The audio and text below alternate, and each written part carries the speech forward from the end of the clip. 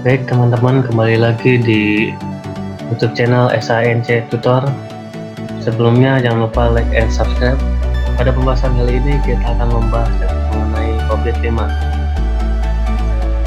COVID-5 atau Control Objective for Information and Related Technology adalah suatu panduan standar praktik manajemen teknologi informasi yang dimana menjadi sekumpulan dokumentasi best praktik untuk IT governance yang dapat membantu auditor, manajemen, dan user untuk menjembatani gap antara risiko bisnis, kebutuhan kontrol, dan permasalahan teknis. COVID-5 disusun oleh ICASA atau Information System Audit and Control Association dan ITG IT Governance Institute. Berikut ini merupakan evolusi COVID-5. COVID-5 adalah evolusi dari framework sebelumnya, yakni COVID 4.1 yang ditambah dengan PAL IT 2.0 dan RIS IT. PAL IT adalah framework tata kelola untuk menciptakan nilai bisnis dan investigasi TI, sedangkan RIS IT adalah framework yang ditujukan untuk mengisi gap antara framework manajemen risiko yang umum dan yang detail sangat terkait dengan TI.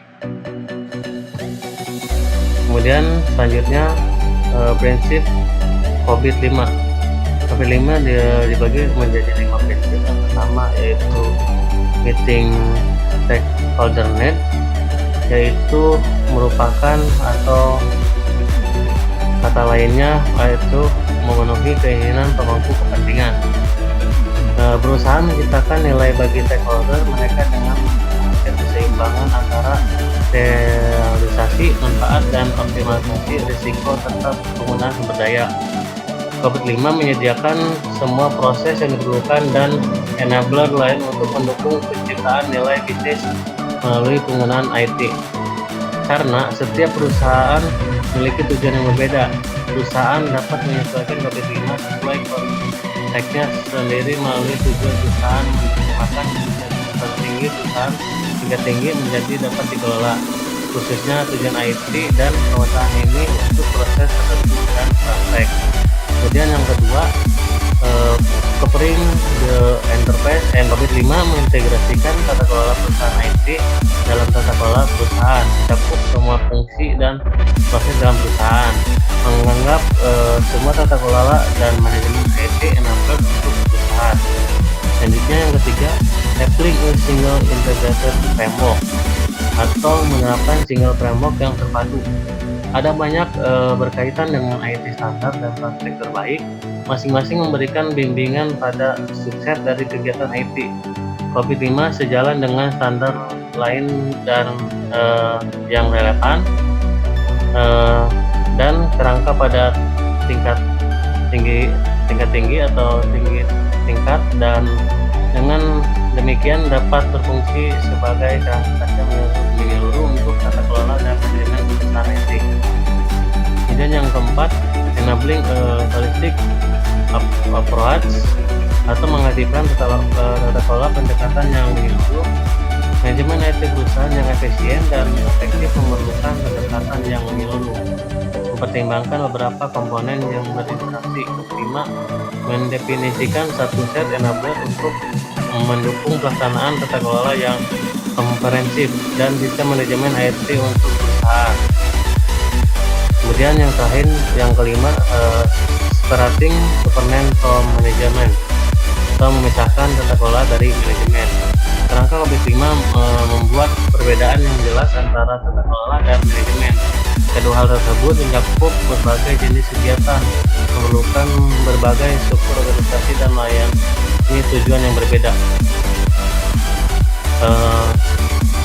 COVID-5 menjelaskan 7 kategori pemicu. Yang pertama prinsip, kebijakan dan kerangka kerja, kemudian proses, struktur organisasi, budaya, etika dan kebiasaan, informasi, layanan, infrastruktur dan aplikasi, manusia, kemampuan dan kompensasi.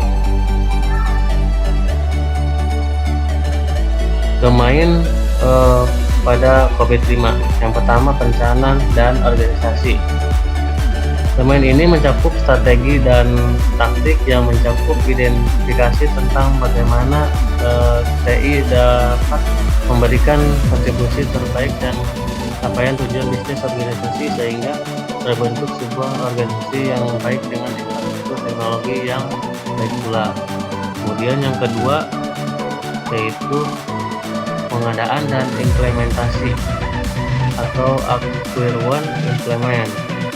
Identifikasi solusi TI kemudian diimplementasikan dan diintegrasikan dalam proses bisnis untuk mewujudkan strategi TI. Yang ketiga yaitu pengantaran dan dukungan deliver and support. Domain ini berhubungan dengan penyampaian layanan yang diinginkan, yang terdiri dari operasi pada security dan aspek kesinambungan bisnis sampai dengan pengadaan training. Kemudian yang keempat yaitu pengawasan dan evaluasi, monitor and evaluate. Semua proses TI perlu dinilai secara teratur dan berkala bagaimana kualitas dan kesesuaiannya dengan kebutuhan kontrol. Manfaat COVID-5. Nah, ini merupakan manfaat COVID-5 secara manajerial. Yang pertama, direktur dan eksekutif, yaitu manfaatnya untuk memastikan manajemen mengikuti dan mengimplementasikan strategi searah dan sejalan dengan TI. Kemudian bagi manajemen itu yang pertama untuk mengambil keputusan investasi TI, kemudian yang kedua untuk keseimbangan risiko dan kontrol investasi, kemudian yang ketiga untuk benchmark lingkungan TI sekarang dan masa depan. Kemudian untuk pengguna untuk memperoleh jaminan keamanan dan kontrol produk dan jasa yang dibutuhkan secara internal maupun eksternal. Dan yang untuk auditor yaitu untuk memperkuat opini untuk manajemen dalam kontrol internal untuk memberikan saran pada kontrol minimum yang diperlukan. Kemudian lingkup kriteria informasi yang sering menjadi perhatian dalam COVID-5, pertama efektivitas, kemudian efisiensi, kerahasiaan, kemudian integritas, ketersediaan, kemenuhan, dan keandalan.